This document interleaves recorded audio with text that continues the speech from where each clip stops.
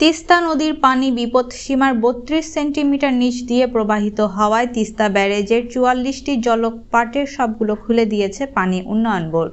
শুক্রবার ২৭ সেপ্টেম্বর বিকেলে তিস্তা ব্যারেজ পয়েন্টে ৫১.৮৩ সেন্টিমিটার পানি প্রবাহ রেকর্ড করেছে পানি উন্নয়ন বোর্ড।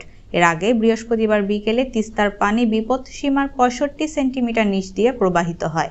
এদিকে তিস্তায় পানি বৃদ্ধিতে দেখা দিয়েছে নদ-নদীর ভাঙন। গত দুদিন ধরে প্রচুর বৃষ্টিপাত হয়েছে উত্তরের জেলা লালমনিরহাটে। কখনো হালকা, কখনো মাঝারি, আবার কখনো ভারী বৃষ্টি।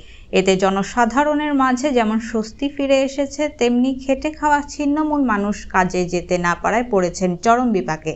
এদিকে তিস্তা বাঁচাও নদী বাঁচাও সংগ্রাম পরিষদের সভাপতি অধ্যক্ষ নজরুল ইসলাম বলেন, অসময়ের বন্যা ভাঙনের প্রতি বছর ১ লাখ কোটি টাকার সম্পদ তিস্তার গর্ভে চলে যায়। এই সমস্যার স্থায়ী সমাধানের জন্য নদ-নদী খনন, সংরক্ষণ ও তিস্তা মহাপরিকল্পনার বাস্তবায়ন করা ছাড়া কোনো বিকল্প নেই।